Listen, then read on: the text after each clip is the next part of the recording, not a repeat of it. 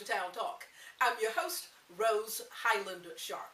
This very inspirational program is brought to you by Highland Communications for storytelling, edutainment, music, and much more. Call at 910-528-0718. Today on the broadcast, you will see students on the campus of Sand Hills Community College in the African American History class. Their professor, Bill Pope. The discussion, led by yours truly, race relations, past and present. Where do we go from here? And this program was recorded on April 4th, 2018, commemorating the 50th commemoration of the assassination of the Reverend Dr. Martin Luther King Jr. So I hope you get engaged in this discussion. Sit back, relax, and enjoy. All right, folks, here on Town Talk, of course, with Rose Highland Sharp on the campus of Sand Hills Community College on a most momentous day, 50 years ago today, in Memphis, Tennessee, the Reverend Dr. Martin Luther King Jr. was assassinated, and here we are with these wonderful students in Mr. Pope's African American History Studies class to talk about the issues of today in 2018 and as we reflect back 50 years. Hi guys, how are you today? Good. My name's Malik. I'm doing pretty well. My name's Josh. I'm doing great. My name's Maya. I'm doing pretty good. My name's Claudette. And I'm doing pretty good. My name's Donovan. And I'm Donnie. And I'm having a wonderful day. My name is Juwan. I love that. And we'll begin with the issue, race relations in America, past and present, relative to, number one, law enforcement and community relations. Who'd like to give their thoughts on that first? Well, my thoughts about it is it's a big issue today, actually. Back in 2015, 26% out of 277 people were African American young males. And it increased every year. In 2016, it increased to 31%. And today, it's at 42% of the people is young African American males are getting killed by cops. I think it's a dominance thing for cops. They think they need to show power, but I don't feel like every single cop is the same with racial or prejudice profiling. But I feel as though the law enforcement today, it needs like a little bit more help with the agency, law enforcement agency, and I think that it needs maybe somebody to turn it around.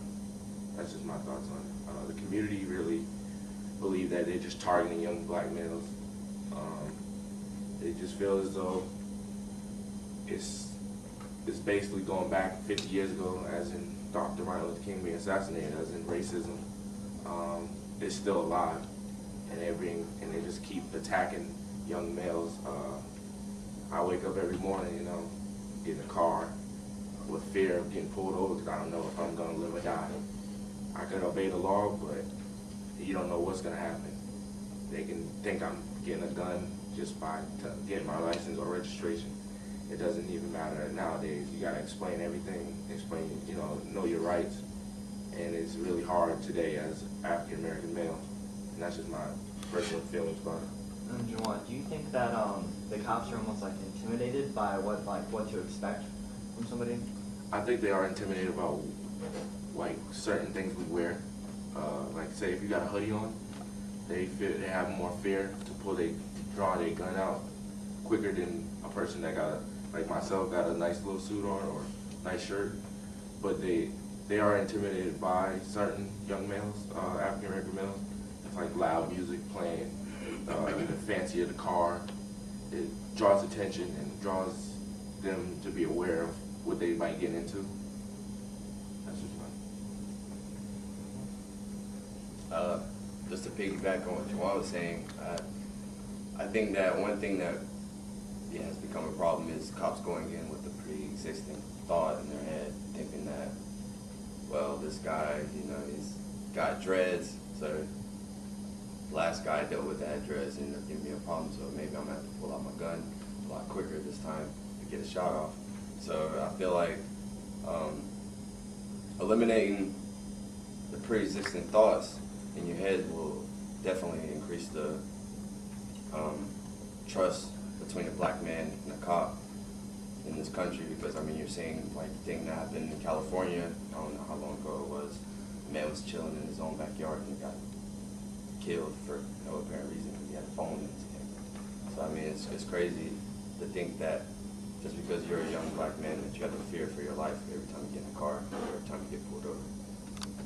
And Juwan, you were saying that depending on the certain kind of car you drive and stuff like that, do you feel as if law enforcement or police officers, they stereotype you based off of just your appearance? I mean, well, they obviously, and most people do, but like you said, just kind of on the car you drive. If you're, let's say a police officer pulled you over and you're driving a Ferrari and you have on a hoodie and stuff like that, do you feel like before they come to the car and see what you look like and handle the situation, they already have a stereotype in their mind as if like what's going to happen, how you're going to handle the situation? I think sort of. I mean, not 100% sure of that, but if they can see from behind, you know, I don't know if you got if the car is tinted or not, but if they got a mindset of, certain cops have a mindset of stereotyping or prejudice feelings of how they're going to handle the situation, where they will approach aggressively and disrespect you, and they will attack you physically and mentally mostly, and they'll see, you know, they'll test you basically to see if you know your rights, you know, because they will press your buttons and try to take your rights from you, you know what I'm saying? So you just got to be aware and careful of what's going to happen. Yeah, I understand that one. I feel like stereotypes cause more to a situation than just honestly knowing somebody for the person they are. Me personally, though, I have a best friend named Will Scott, and he's from the Caucasian race, and he was the first person I met when I moved here in 2005. We talk the same, we act the same, we dress the same. People really say that we're brothers just with different skin tone or whatever. But throughout high school or throughout middle school, people always used to be like, oh, you talk white, or oh, you dress white. I never really understood how you dressed white or how you talked white. I mean, I talked how I was taught, the appropriate grammar or whatnot. But like going through middle school and high school, I always thought about that, like how do I talk white or how do I dress white or whatever. And that was just people putting stereotypes together, like, oh, okay, well, you're black and you hang around a bunch of black people that sag their pants, all right, they automatically think you're a thug. Or you're driving a nice car and you're wearing a lot of hooded clothes with holes in them and things like that, okay, you're probably a drug dealer. Like, it seems as if there's a lot of stereotypes out there that don't allow black people to have the success that they earned. You have to walk around with basically a suit on just for somebody to think, okay, maybe he's a hardworking African American, just maybe. Or there's other stereotypes that go along with that. So I feel like stereotypes are also a big issue with law enforcement and things like that, that if people would just open their minds and scratch out all the things that they've heard about African Americans or even your background, anybody's background, I think a lot of things would just go smoother and things of that nature. I feel like this is also pretty prominent in high school, where most people don't understand that stereotypes are like what everyone views each other as. So in high school, everyone's like, oh, they're basing everyone off stereotypes. They don't think about it and like, hey, you know, it's just another human being, you know. I don't have to think about, oh, he's wearing a hood, you know, he's probably going to rob me or something like that. It doesn't go along with that because they're basing everything off of these stereotypes. Yeah. And I feel like once we get moved more into college, more people see that, more people understand these stereotypes, and they can see through this and they can have a better understanding of like, hey, they're just like me, you know, it doesn't really matter. I can't base them off, you know, the car they drive or what they wear. All right. Everybody feel like you've emptied yourself of those concerns. Me personally, you know, I've grown up in this, I'm from Robbins, North Carolina, so I've grown up in this community. So when I see law enforcement, most of the time I've seen them 10 times, or at least they're related to me. I have family that's in the law enforcement agency or whatever. So, I mean, for me personally, it hasn't been that big of a problem. I mean, every time I've been pulled over for not doing anything, I still feel like I have to, you know, call my mom because I don't know if this is going to be the last time I'm talking to her or whatever. But I feel like in certain places you would definitely see it being more of a problem. But in Moore County, we still feel as black men that we're being targeted out on the road when we're driving and doing nothing. So yeah, it's still a problem. Wow. Let's move on to our next question, and it is, global perspective and community relations and reactions. You give me some of your thoughts. Well, I don't know if you guys are aware, but yesterday, April 3rd, was Beat a Muslim Day. And there were very many Muslim girls and guys who did not go to school that day because they were afraid of being beaten by their classmates because of, their race, their nationality, where they come from. And I think us as Americans have a hard time accepting the Muslim culture because of what happened on 9/11. And I personally never had any issues with the Muslim people. I've gone out of the country, I've met them, they've been nothing but kind, and it just breaks my heart knowing that we have days to celebrate beating another person. And it just breaks my heart.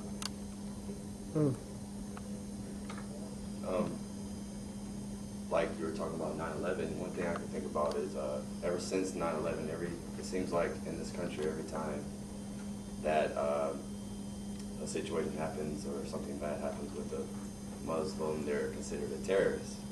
I've been in public plenty of times where I've seen a Muslim walk around minding their business, and the women wear certain robes or things around their heads, and you have these people giving them mean looks when they're not doing anything wrong. But when a white man or something commits a crazy crime, like the guy that was bombing, had the bombs and nails or whatever in Texas, nobody would consider him a terrorist because of what he was. But when it comes to people being Muslim or Islamic descent, they're so quick to prejudge and say that they're terrorists. So. I know that in Europe, the smallest act against a police officer, that's considered a terrorist attack. In America, we don't consider that a terrorist attack. And as soon as the person is white, it's not even labeled as terrorism, but as the person's of a different race, a different culture, they're labeled a terrorist. And I believe that that should not be okay. So yet and still, this issue of terrorism and who's considered a terrorist versus who is not, and what's considered to be a terrorist act and what's not considered to be a terrorist act. And I just feel like just giving everybody a free opportunity, not looking at anybody because of somebody or something that somebody else did in their culture, stuff like that. Everybody's different, regardless of the way that you're raised. Everyone has their own personality and whatnot. So I feel like if we stop looking at everybody by their culture and just as an individual, things will be much more simpler. A lot of connections will be able to be made. I feel like also trying to eliminate most stereotypes would definitely help with, not judging people as they're coming in, having, judging Muslims because if you're 9/11, supposedly they're all going to be terrorists.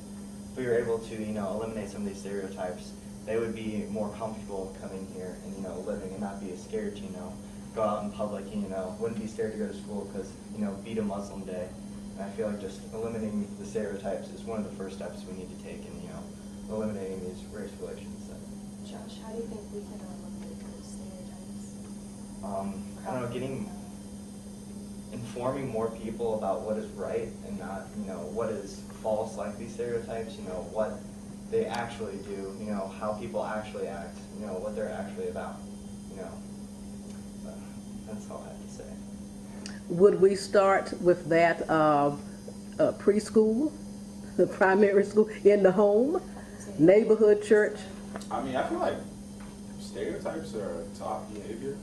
I don't think nobody just wakes up and they're just like, you know what, every tall black person plays basketball. I think that they just hear it a lot and they just come to the conclusion that, okay, well maybe this is this.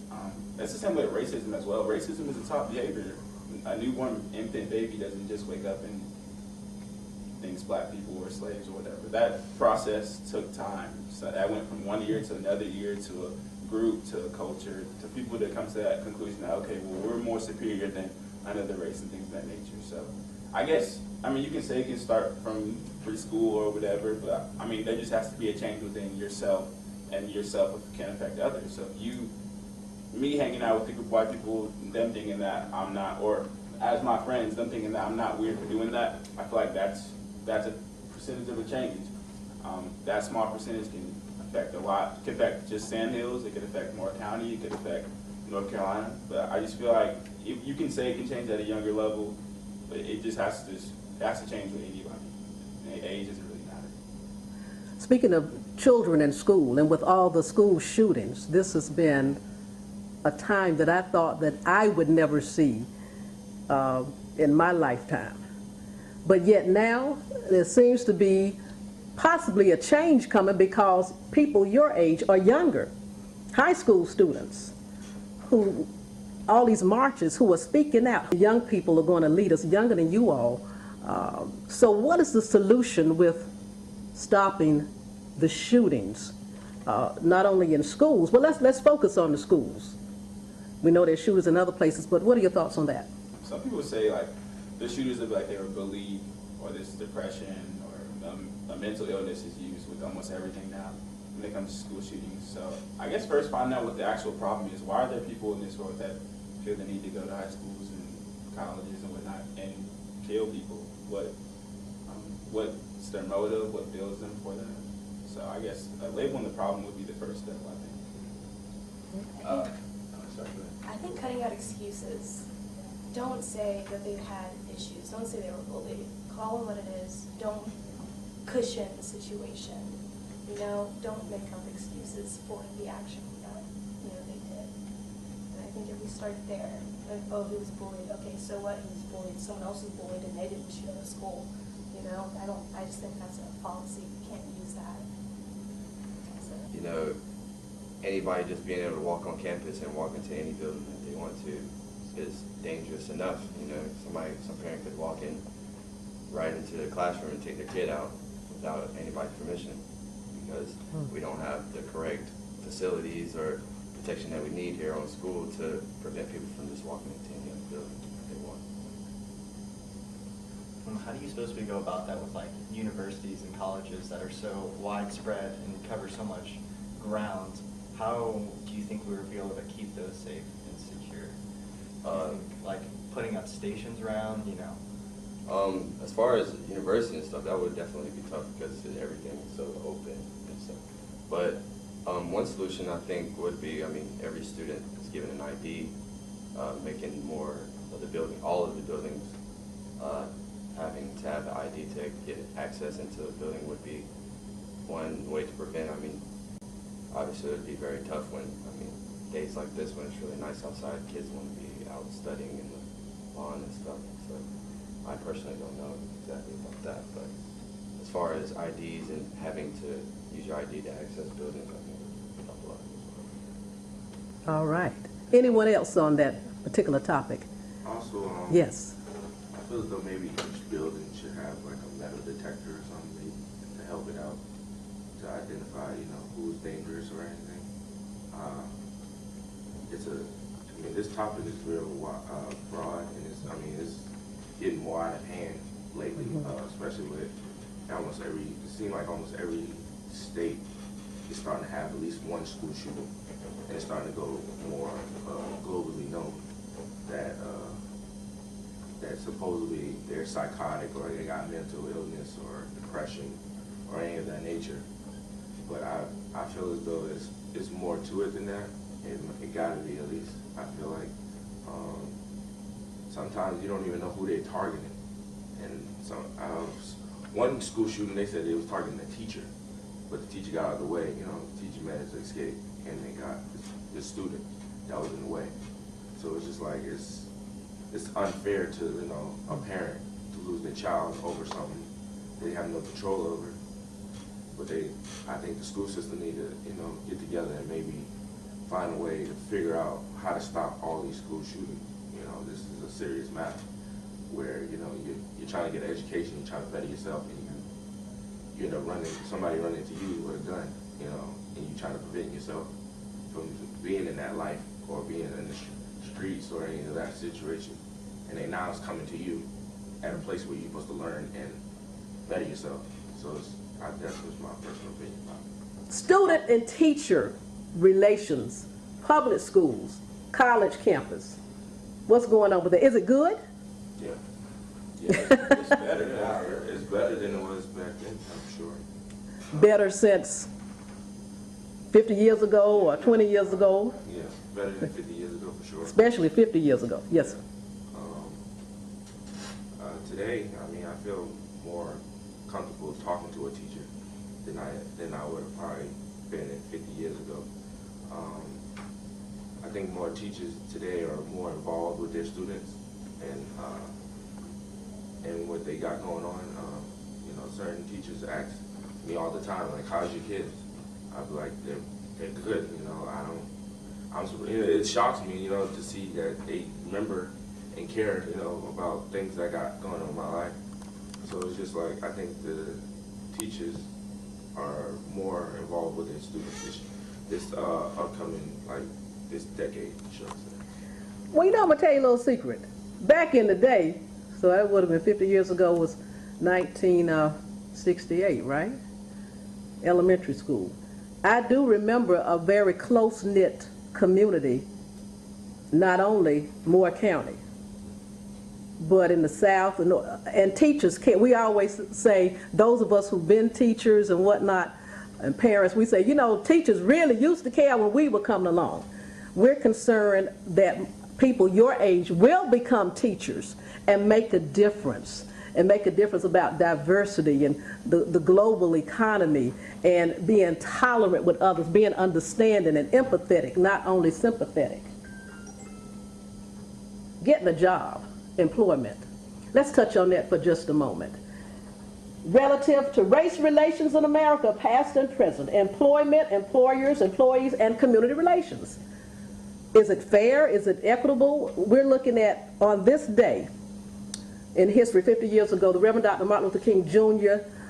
There in Memphis, Tennessee, there for those, the workers who were the trash collectors, to make a difference that they would get equitable pay and whatnot. And I remember at UNC Chapel Hill when I was a student back in the day, that the workers who were mostly African American, who did the housekeeping and the cooking, and that university was built on the back of slaves. That's true. Go read it, go study it. That they were not paid fairly. And those of us who were in the black student movement during the latter part of the 70s, we were marching for those folks. So how is it today getting a job? Is it equitable for everybody and getting the right pay? One thing that I've seen studies on is about the black women being in the same workplaces, white men and stuff, and still not having the equal pay, doing the same work, even more work sometimes. So I feel like that aspect is really something that needs to be looked at for sure. And as far as a black man or any black person of race trying to get a job, you know, it seems like you have to have a better resume. You have to have all these different credentials and everything just to get a job that a white man that comes in with a regular college degree can get any day that he wants. So I feel like in certain aspects it's really unfair. So let me ask you, young lady right there in the black and white, as a beautiful woman of color, are you working? You have a job as well, going to school and working? Yeah, I'm a nanny. You're a nanny. How about that? Do you like your job? Yeah, I love kids. Well, tell us about that, your work and what you plan to do and the opportunities for you or the lack thereof. Well, whenever I was searching for a family for me to name, a lot of the Caucasian families would say, "Oh, yeah, you're great, but we have this like mold that we're looking for, and you don't quite meet that." And a lot of times it seemed like it was a race thing, and I would just kind of brush it under the rug. But it did affect like me getting certain jobs and the amount that I would get paid, because I can only work with a certain amount of families, because only a certain amount of people would trust a black person being in their house all the time, if that makes sense. And yeah, so that has affected me in that way, but I am aspiring to be a teacher, so I just want to take that information and just grow from it and be the best teacher I can be to younger children. Oh, that is so wonderful, and I applaud you. Let's give her a clap, because she wants to be that teacher, and we need more public school teachers and on a community college and university level. What's your first name again, dear? Donnie.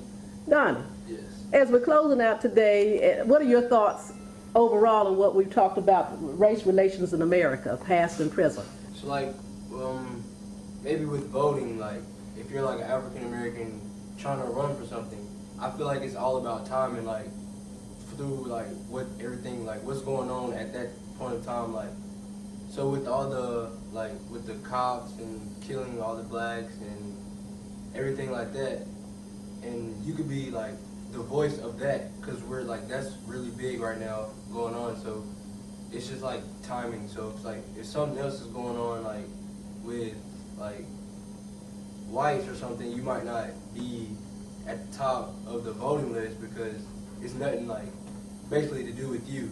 But something like going on in the black community, like really like crazy, you might be like get a whole bunch of votes because you're like the spokesperson of all the blacks like going through stuff.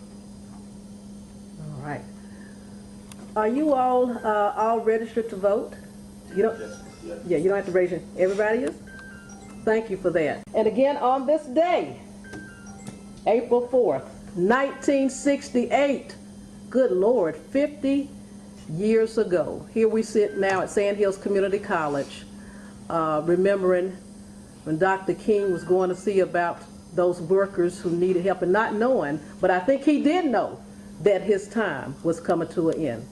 And he said he'd already been where? To the mountaintop. Thank you so much for your time today, students here at Sand Hills Community College. And of course on the Town Talk TV show at Rose Highland Sharp. And we're going to take a glimpse of your wonderful professor, Professor Bill Pope. Thank you, sir. Thank you. For having us. And we look forward to doing something like this on another occasion. Thank you so much and take care. Certainly hope you enjoyed the discussion with the wonderful students in the African American History class at Sand Hills Community College, Pinehurst, North Carolina. Let's remember to encourage one another, the widowed indeed, the orphaned, our veterans, the poor, with encouraging words and our good deeds and our good thoughts. I'm Rose Highland Sharp.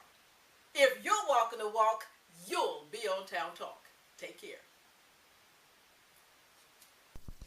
Town Talk airs daily at 11 a.m. on WYBE TV, Spectrum Cable 3, Southern Pines, North Carolina, and on Rose Highland Sharp YouTube. It is a service to the community.